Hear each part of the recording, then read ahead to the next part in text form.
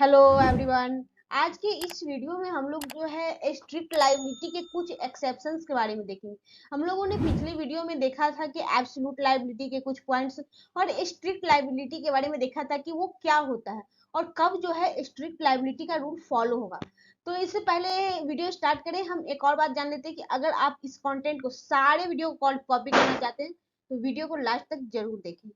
चलिए अब जानते हैं कि स्ट्रिक्ट लायबिलिटी के कौन कौन से ऐसे एक्सेप्शंस है जहां पर कि स्ट्रिक्ट लायबिलिटी का रूल जो है अप्लाई नहीं होगा। तो सबसे पहला है प्लेंटिफ ऑन फॉल्ट। अगर प्लेंटिफ की खुद की गलती होगी तो वहां जो है नहीं होगा। एक्ट ऑफ गॉड, अगर कोई जो है एक्ट ऑफ गॉड होगा तो नहीं होगा। अगला है कॉन्सेंट ऑफ प्लेंटिफ। अगर प्लेंटिफ ने खुद ही जो है उस चीज को करने का कॉन्सेंट दिया होगा तो भी नहीं होगा। अगला है एक्ट ऑफ थर्ड पार्टी और चौथा जो है एक्ट ऑफ थर्ड पार्टी, मतलब कि किसी तीसरे पार्टी की वजह से अगर कुछ ऐसा होता है तो भी नहीं होगा। अगला है स्टेट्यूटरी अथॉरिटी। अगर कोई स्टेट्यूटरी अथॉरिटी है उसके अगेंस्ट तो भी नहीं होगा। चलिए आगे जानते हैं इस सारे के बारे में बारी बारी से। पहला एक्सेप्शन है कि प्लेंटिफ्स ऑन फॉल्ट। अगर प्लेंटिफ की खुद की गलती होगी तो भी वो क्लेम नहीं कर सकता। If the plaintiff suffers damage by his own institution into the defendants property. कह रहा है कि प्लेंटिफ जो है खुद अपने से जो है डिफेंडेंट की प्रॉपर्टी पर अतिक्रमण कर रहा हो तो he can not complain the damages so called. तो अगर उससे जो है उसे कोई नुकसान हुआ है तो उसके लिए वो डिफेंडेंट को क्लेम नहीं कर सकता। दूसरा है act of God. Act of God या vis major was also considered to be defence to an action. कह रहा है कि एक्ट ऑफ गॉड या फिर कोई अचानक से कोई ऐसा एक्शन हो जिस पर ह्यूमन क्या पॉसिबिलिटी नहीं हो, उसके लिए कोई भी व्यक्ति जिम्मेदार नहीं हो, तो क्या होगा, एक्ट ऑफ गॉड होगा।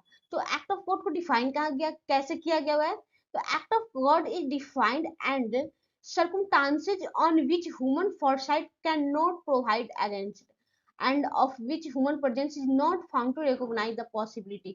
कह रहा है कि किसी भी सर्कुमस्टांसेस को ह्यूमन कोई भी इंसान जो है नहीं देख पा रहा हो और उसके लिए वो बिल्कुल भी जिम्मेदार नहीं हो और न ही वो उसे पहचान पा रहा हो, तो उसके लिए वो जो व्यक्ति होगा कोई भी वो जिम्मेदार नहीं। एक्ट ऑफ गॉड का सीधा मतलब होता है कभी आंधी आया, तूफान आया या कुछ भी ऐसा हो जिस पर कि इंसान का बस न चले तो वो जो होता है एक्ट ऑफ गॉड में काउंट होगा।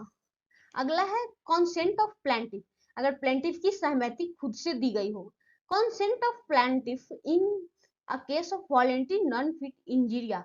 वॉलेंटरी नॉन फिट इंजीरिया जो है एक क्या है, एक लीगल मैगजीम है जिसमें ये बताया गया था कि where the plaintiff has consented to the accumulation of dangerous thing on defendant land the liability does not arise। अगर प्लेंटिफ जो हो खुद ही डिफेंडेंट को जो है कंसेंट दिया हो वो चीज करने के लिए तो बाद में जो है वो उस पर कोई भी क्लेम नहीं कर सकता डैमेज के लिए। when the festival is organized where there is display of fireworks। कह रहा है कि कहीं जो है एक फेस्टिवल, जब एक फेस्टिवल ऑर्गेनाइज होता है क्या फायरवर्क्स डिस्प्ले करने का, आग से जो खेलते हैं वो, it is not deemed to be conducted to the benefit of everyone. वो जो होता है वो हर व्यक्ति के फायदे के लिए नहीं होता है। Who comes there to witness the fireworks and same senses as water और gases is stored for the common use of tenants and landlord living in tenements and flats, and if some explosive escape into crowd and causes damage organization will be liable for the same।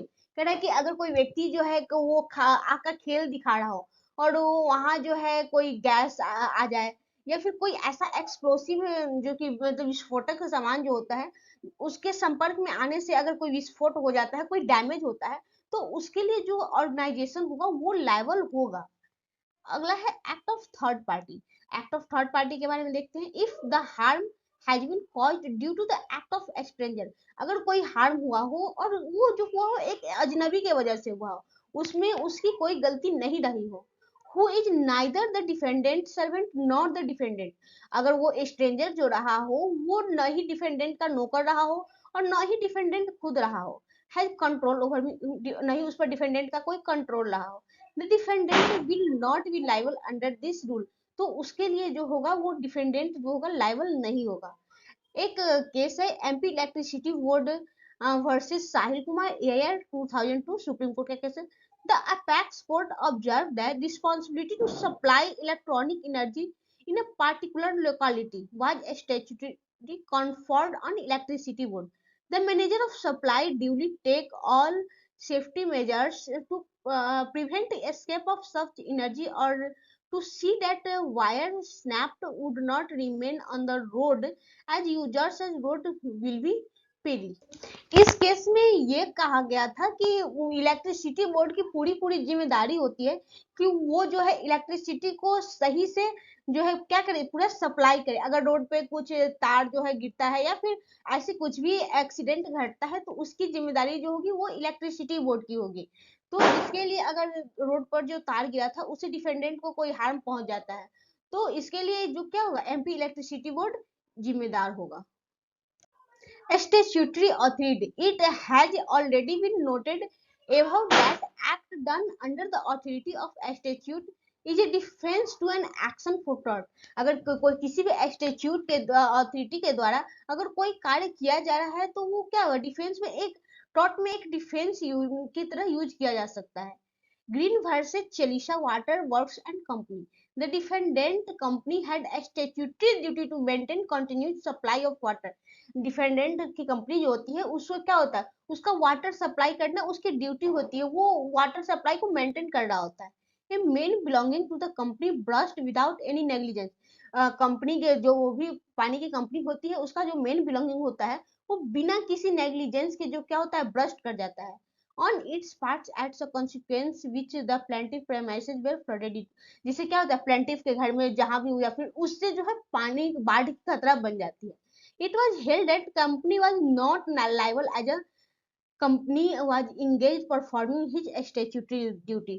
क्योंकि करा है कि इस case में जो होगा company liable नहीं होगा क्योंकि कंपनी जो है अपने स्टेट्यूटरी ड्यूटी जो है परफॉर्म कर रही थी। चलिए जानते हैं कि इस वीडियो के कंटेंट को कॉपी करना कैसे करना है। सबसे पहले इस वीडियो के शेयर बटन पे जाएं, वहां से लिंक को कॉपी करें, इसके बाद ब्राउजर में जाके पेस्ट करें और सर्च करें। इसके बाद वीडियोज के डिस्क्रिप्शन में जाके लॉन्ग प्रेस करके सारे कंटेंट को कॉपी कर सकते हैं। Thanks for watching. अगर आपको वीडियो अच्छा लगा तो कमेंट करके जरूर बताइए और इसी तरह के वीडियो को देखते रहने के लिए चैनल को सब्सक्राइब कर ले ताकि वीडियो जो है आपके पास पहुंचे सबसे पहले।